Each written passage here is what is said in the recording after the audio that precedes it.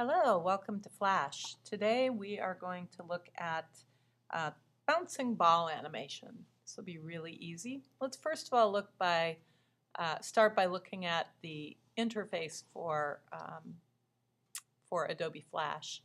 So you can see over here that I have several different layouts that I can put Flash into, and basically what this does is it just kind of rearranges the some of the panels and brings out panels that might be more important at certain times. So I'm going to set myself up to be in the animator mode. You should do the same. And what we'll do is let's actually start off with making a new file so you know what that's all about and some things to think about. So we're going to go File, New, Flash File ActionScript 3.0 is what I'd like you to be working with.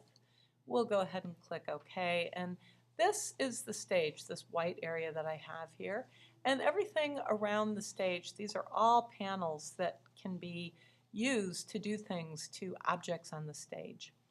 One of the things that you'll notice, again, we have all of these tools up here, very similar to toolbars that you've seen in other programs such as Illustrator and Photoshop. And so what we're going to do, we're going to make a simple ball. I'm going to come up to my Tools palette, I'm going to click on this rectangular tool, hold it down, and I'm going to get the oval tool. I'm going to make, let's see, for my fill color, I think I'd like to make an orange fill color. And stroke color, I'm going to say I don't want a stroke, that's an outline, and I don't want a stroke right now. What this is a drawing object that's fine to have on right now, and then this is snap. We can turn these on and off later. As you get more into working with Flash, you'll understand more what these are useful for. Right now, not too important for what we're doing. Next thing I'm going to do, I'm going to draw by holding down the Shift key this nice orange circle. Then I'm going to take the selection tool over here. I'm going to move that circle around. You see I can put it anywhere on the screen that I want to. Now if I want to use this as the sub-selection tool, what that allows me to do is that actually allows me to get into individual vector components within the object and manipulate those. You've seen a similar function to that actually in Adobe Illustrator. So Flash is a vector tool. That means that when I come up here, and although I see brushes, I don't have all of those brushes that I see in Photoshop, for example. So I can select a brush shape and I can select a brush size. That's about really all that I can do in terms of refinement with brushes. So the idea of really having great drawing tools, yes, you have some nice drawing brush, but you don't have the access to all of those brushes that you do in Photoshop. Okay, so we'll move this off stage. What I want to do now is I want to animate a ball bouncing. And I'm going to set up a couple of parameters.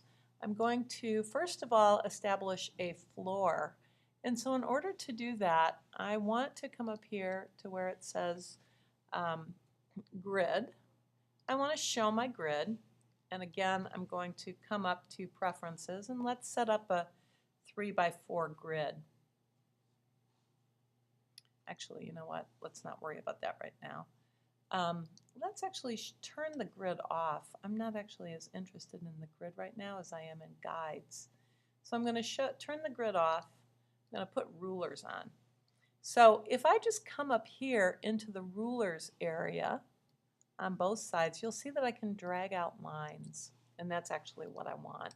So again, that's under rulers, show rulers, just by turning off and on, and then coming into the ruler, tapping and pulling down.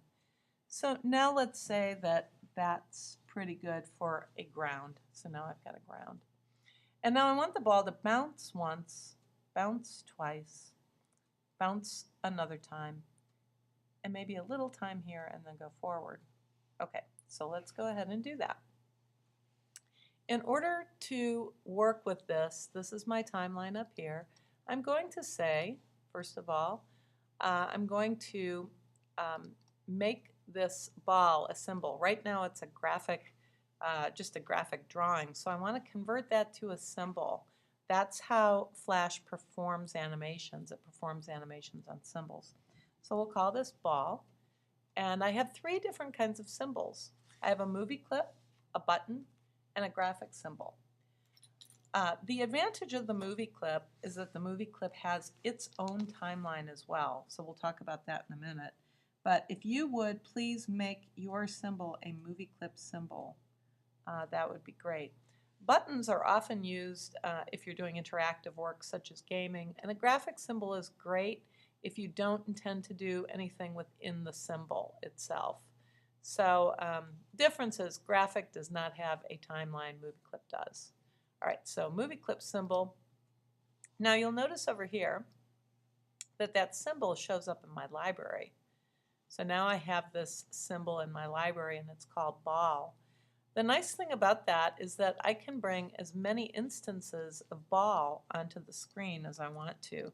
This is really applicable for games and things like that later because you can call the dragging of these onto the stage, you can call these different instance names. And so you can program these balls to do different things depending on the programming that you're applying. Okay, or the logic that you're applying. All right, so back to animation. What we want to do is we want to click on the ball, and now we're going to do a motion tween. Now, you'll see already that my motion tween, just by doing that, it sets up tweening space in the timeline. So I'm going to say, hey, I want this to actually last for about 45 seconds. And then if I look at how how this stage is set up, I can see that I might want to just put some guidelines as to where I want these bounces to occur. So that's 1, 2, 3, 100, 150. Let's have the next bounce maybe be right around here. Next bounce might kind of cut that in half. And maybe a final bounce like that size. So what I'm doing is I'm decreasing the amount of the bounce each time. Because each time it's going to bounce, it's going to lose a little bit of, it's going to lose a little bit of momentum. So I'm going to start up here. And I'm going to say the first bounce, we're going to come over here to 10 frames in. And I'm going to have the ball go right here. Okay.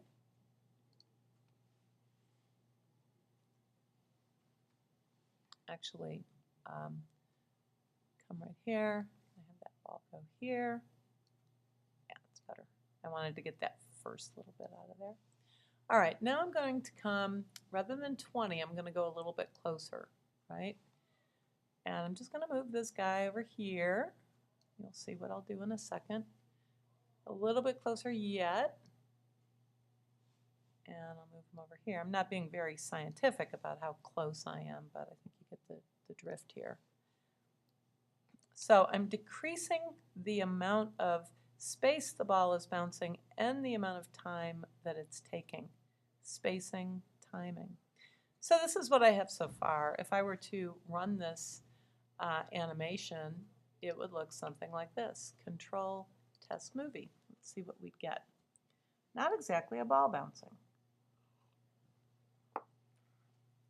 All right, so now what we're going to do is we're going to come in with our selection tool and we're going to deal with arcing. So all I'm doing is just hovering right above these dotted lines of the timeline control. And I'm establishing parameters for the bounce. And I can even see that probably what I really want to do is end with that ball going off screen somewhere over here. And I probably want to make that a little bit more straight. Actually, I'll probably take all of those little subsets out of there. And we'll take care of that in just a second. Let's take all of those out. All right. So let's go ahead and look at what we have right now. Okay. Now, what I don't have yet is I don't have the stretch and squash. So at this point, I would want to apply a little bit of squash, okay? The impact of the floor is going to create a little squash for us. So what we want to do to squash, we're going to select this icon up here, which is the free transform tool. Going to squash that down just a little bit and then move it back onto the baseline. Same thing, we're going to come over here. Yep. We're going to do the same thing. We're going to place that on the baseline, place that on the baseline, and place that one on the baseline. Okay, so now we do a control test movie, and now you can see the squash happening, but I don't have the stretch. So now what we need to do is come through and add some keyframes where the stretch is going to occur. So all that we have to do here is just say insert a keyframe, and just with scale. And then we'll swing that a little bit to the side. Same thing over here, right click, insert a keyframe using scale. Same thing over here, insert a keyframe with scale. And now if we run our movie, you can see the effect of the stretch and squash.